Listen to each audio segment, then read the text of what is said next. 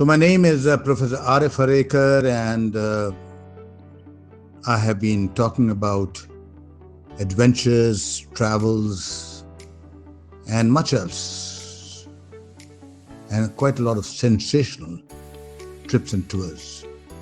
Obviously, this is besides my 40 years of neurology practice. Today's trip is going to be more interesting than ever before because this is a different sort of a trip. It's a trip of a lifetime. It is something to do with winter sports. It's a very, very interesting winter sports. It usually happens in places where winter is absolutely amazing. We'll be talking of an adventure which has dog-powered adventure, and this is at the tours called Alpine Tours in a small village called Leadville. And this little city is, of course, very well known. But let's start from where we landed. So we landed in Denver in Colorado. Now, Denver is the capital and the most populous city of United States state of Colorado, situated in the South Platte River Valley on the western edge of the high plains just east of the front range of the Rocky Mountains. So you can see while we were landing, everything was snow, snow-capped mountains, everything was snow, it was white. And the landing was smooth. We got down in Denver, we took a rental, and then we drove to this beautiful city of Leadville. Now, Leadville is basically the seat of Lake County, Central Colorado, US, located 103 miles west of Denver. So we drove 103 miles and 38 miles south of Vail. That is where we will show you when we came back. It is situated in the upper Arkansas River Valley in an area of national forest at an elevation of about 1200 feet. It is the center of one of the nation's most celebrated mining districts. And would you believe it? It has been yielding gold, silver, lead, zinc, and much more.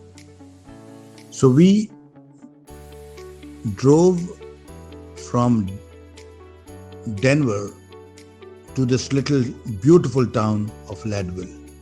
Talking a little about this 19th century, Leadville was the second most populous city in Colorado after Denver. Leadville is notable for having multiple 14,000-foot peaks viable from town. That's what our guide was showing us. Smack in the middle of one of the Earth's richest ore deposits is Leadville, a gritty mining town that binged for more than a century on gold, silver, lead, zinc, and of course, molybdenum. The big question that everyone asked there was, is there lead in the water? No, it was not. So we were in Leadville and we reached the site of the Alpine Tours next morning.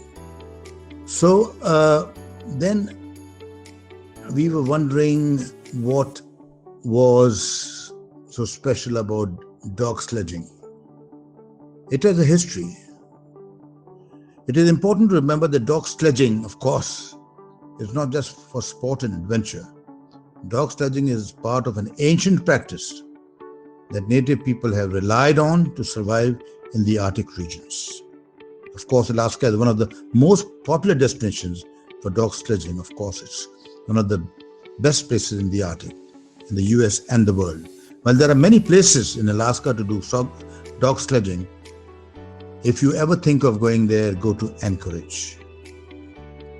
So coming to when exactly did this dog sledging start? Well, the Mongolians feel that 3,500 or 3,000 years ago, they had similar dog sledging, dogs pulling or dog-powered system for postal and other things, for carrying, for transportation, and many other things that the dog would do with the sledges. But then, though the exact time frame seems to be debated, it is widely recognized that dog sledging was invented by the Inuit people. Now, who are these Inuit people? Inuit people are indigenous people inhabiting the Arctic and the subarctic regions of Greenland, Canada, and Alaska. And of course, this has been happening for many, many years, even in Canada. So early on, a single dog likely pulled a single small load of goods like firewood. Later, of course, dog sledging became more advanced by using teams of dogs to pull larger loads and eventually, of course, through the Arctic regions of the world, pulling humans. Now, until the 1960s, dog sledges were used by the US Postal Service to deliver mail to some parts of Alaska. Even today, of course, there are some regions and native cultures of the world that still rely on this human and dog partnership to transport goods. So this was an adventure, a winter adventure, exciting winter adventure. If you ever happen to think about dog sledging, of course, while I was in the US, I used Colorado Springs and the town of Leadville. Beautiful, absolutely amazing town. I've just described it previously. But if you are in Alaska, Anchorage has quite a few areas where one can do dog sledging. So hope you have enjoyed this winter sports, the 8 sets of dogs pulling the sledge. And these dogs, of course, have a lot of potentials. I may not have described above, but you must know that they eat well. They're so strong that in an hour they can cover 6 to 7 miles. In a day they can go as far as 100 miles. So they're special dogs. And of course, there are different types of dogs that one can see. So I'd also like to describe these wonderful dogs. You might see I have been feeding them. While a normal dog might get by on a 15 calories a day, sledge dogs can easily consume up to 10,000 calories per day. We use a mixture of meat and dry food. Since the dogs love fatty meat, but a good dry food can add a lot in terms of extra nutrients and of course high-end athletes need. So what are the types of dogs? Samoyeds, Alaskan, Malamutes, Siberian Huskies, Chinooks are some of the most well-known of the sledge dog breeds, and with good reason. Sledge dogs probably evolved, like I said earlier, in Mongolia between 35,000 and 30,000 years ago.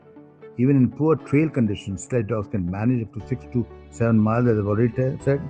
And of course, as mentioned above, imagine they can cover almost 90 miles in 24 hours, pulling a weight of 85 pounds. Enjoy this video and do leave some comments. It's extremely important for us to enhance and improve our next video. If you think it's worth it, press the like icon. Thank you.